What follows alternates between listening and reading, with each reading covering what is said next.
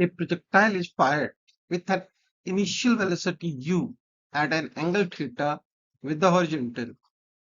If you neglect the air resistance, the path traced by the projectile is straight line, circle, parabola, or a hyperbola.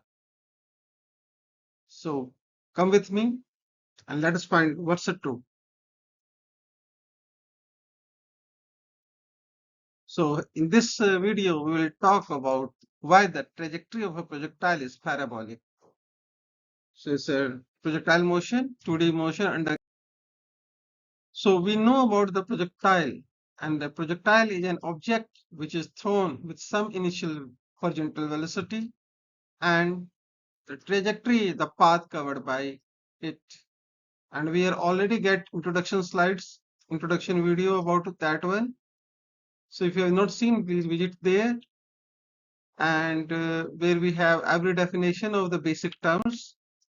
So we have the horizontal component and the vertical component of the velocity. If you are knowing about the velocity, then you know that at each point on the trajectory path, the tangential will be the direction of the velocity, and that's why you can resolve it in the horizontal and the vertical component.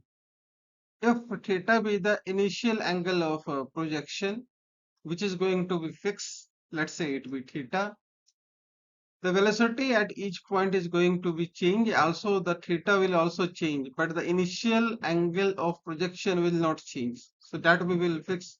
So in the problem, if you remember, that was the object has been thrown with some angle theta. So theta is the initial angle of projection. That is called angle of projection. Otherwise, theta in the arbitrary point, it will change. You know about that one.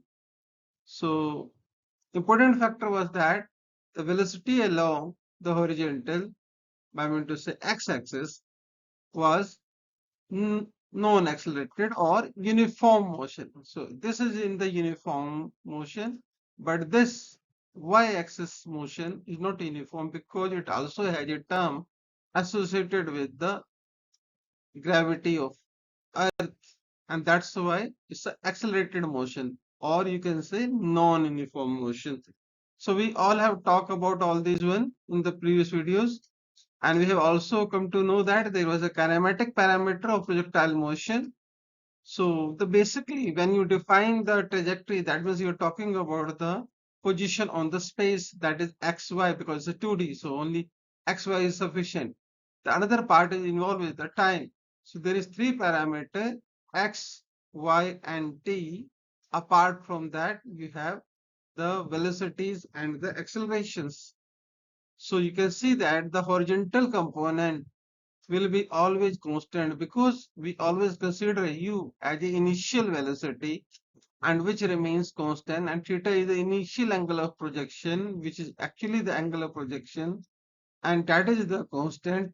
The horizontal velocity is always remain constant, although it resolved in the two component at each points, but then theta changes in such a way that the horizontal component does not change, and basically it's a change of direction of the net velocity. But what happens, because it happens because of the vertical velocity, and vertical velocity get reversed even because of this gt term. This gt term make it smaller and then in the reverse direction, and it's get bigger because g is applied in the negative direction. So you know all about that, we have already. So to get the trajectory, what do we require? We require to get the positions in term of time. So you know about the, let's say any arbitrary position, this with arbitrary position where I have put like that xi, yi, and ti be the coordinates. So I want xi in term of ti. So you know that it's a uniform motion. So I get xi equal to ux ti, and you know that ux is what? Ux is u cos theta, and that's why this time can be now given as xi u cos theta. In the similar way, we have y. But for y, we have second equation of kinematics because acceleration part was there. So it's a minus half gt square. So yi equal to u sine theta minus half g t I square. You can take ti separate. If you take t outside, you got this like structure, and you can replace the ti from here. So just put this value of ti. So you got ti outside and ti here. So you got a relation. If you solve it further, you get a relation where we have, now leave the suffix because it's a general, for at the any general point. So it is y tan theta x minus g upon 2u square cos square theta x square.